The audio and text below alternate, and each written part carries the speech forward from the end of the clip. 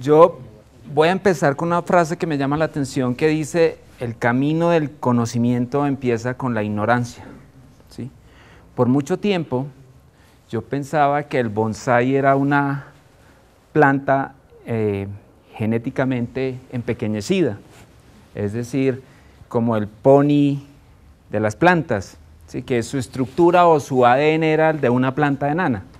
Pero lo cierto es que el bonsái parte de la misma semilla de un árbol normal. Lo único que tiene es un crecimiento retrasado. Y aunque los vemos muy bonitos, en realidad es un árbol que no ha desarrollado su potencial de crecimiento. Así que, logrado a través de una técnica milenaria que consistía en ir podando las hojas, ir podando el tallo, ir podando las raíces, y así un árbol que tiene el potencial de crecer 3, 5, 10 metros termina convertido en un árbol de matera. Ahora, es probable que en la vida de sus organizaciones ustedes hayan sentido que no están desarrollando su potencial, que no están creciendo, que no están obteniendo las utilidades que esperarían obtener, o que probablemente no han desarrollado los productos o servicios que deberían desarrollar. Y esto puede darse como resultado de muchas circunstancias, ¿sí? Pero lo cierto es que, como el bonsái, el recurso está ahí. Ahí está el recurso. Y cambiar los resultados depende de quién, de ustedes. En sus manos y en sus empresas está el recurso, ¿sí? Lo que buscamos con Bogotá Innova es que ustedes empiecen a desarrollar ese potencial, que empiecen a desarrollar sus recursos, ¿sí? No vamos a darles un manual, no vamos a enseñarles una técnica milenaria ni futurista, ¿sí? Lo que va a pasar en este proceso tiene que ver más con desarrollar sus capacidades, con desarrollar su potencial. Nuestra meta es lograr que esa capacidad o ese potencial innovador sea constituido como un proceso sostenible y rentable en sus organizaciones. A eso le estamos apostando, ¿sí? Y que eso sea fruto de un trabajo planificado, ¿sí? En esencia, ¿qué estamos haciendo?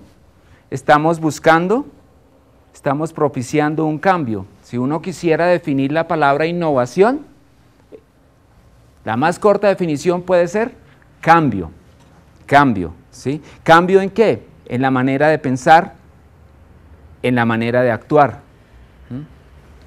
Porque la innovación tiene ese elemento también, tiene el elemento de acción. No basta con ideas buenas, tenemos que llegar a implementarlas en una solución. Y ese es el camino que vamos a recorrer a través de pensamiento de diseño. Queremos llevar las ideas a una transformación de valor. Eso es lo que va a pasar. Vamos a llevarlas ahí a transformarlas de valor. A través del pensamiento de diseño, les decía, les voy a resumir un poco de qué se trata. Normalmente son dos formas de ver la gerencia, la administración, la planeación. Como ustedes manejan sus organizaciones, se manejan desde dos puntos de vista que muchas veces son irreconciliables. Uno tiene que ver con empresas que basan su estrategia en el pensamiento analítico. Todo es rigurosidad, ¿sí? No se atreven, un poco como decía Guillermo, a pensar de manera diferente. ¿Por qué están haciendo esto? Porque así lo hemos hecho siempre y así nos funciona. No se toman el riesgo de pensar, ¿y esto sí funcionará en 5 años? ¿En 10 años? Son empresas que normalmente dejan de lado la creatividad y les cuesta repensarse, ¿sí? Les cuesta repensarse o reinventarse. Esos son regidas por lo analítico, pero hay empresas que se rigen por lo intuitivo, es decir, son desbordes, ráfagas de creatividad. Estas empresas tienen un problema y es que les cuesta consolidarse, les cuesta crecer, porque son tan creativos que les cuesta sistematizar. ¿ya? Y entonces sufren porque crecen y se achican porque de pronto el creativo se fue y uno va y les pregunta y tienen algo, sistematizaron, no, él lo tenía todo en la cabeza y se lo llevó, ¿sí? Entonces se empiezan a limitar. Pero lo cierto es que ni el pensamiento analítico ni el pensamiento intuitivo por sí solo es suficiente, ¿sí? Y ahí es donde nace el pensamiento de diseño. O sea, no se trata de escoger una opción o las dos. Se trata de establecer un balance entre los dos. ¿Cuál es el balance de cada empresa? Lo van a tener que descubrir ustedes. No es tener un poquito de aquí y un poquito de acá, porque a veces nos funciona más en un lado que en otro, ¿sí? ¿Por qué? Porque nos acostumbramos a pensar entre los mismos. Somos de los mismos pensando en lo mismo. Aquí como esta fotografía del paciente a punto de morirse y todos pensando qué será lo que está pasando. No nos atrevemos a pensar, a llamar a otro a que nos diga. Nos reunimos siempre con los mismos y no sabemos qué está pasando, ¿cierto? Y en el otro lado somos demasiado etéreos, muy buenos, creativos, pero lo que se ha encontrado en las investigaciones es que el pensamiento de diseño permite equilibrar esas dos cosas, el dominio analítico con la originalidad intuitiva. Lo que va a pasar en este proceso es eso. Vamos a tratar de buscar el balance de ustedes y eso lo vamos a hacer a través de habilidades que vamos a desarrollar en todo el proceso. Vamos a usar herramientas, se va a establecer un proceso y se van a establecer estructuras. Todo eso lo van a tener. De hecho, ustedes ya empezaron a tener acceso a todo esto, a todo este programa que está montado con esa intención. Vamos a pedirles de ustedes 3 cosas: compromiso, disciplina y fe. ¿Por qué hablo de fe? Porque necesitamos fe en el proceso, ¿sí? El camino de la innovación, lo mencionaban acá, es un camino oscuro, a veces es un camino incierto, ¿sí?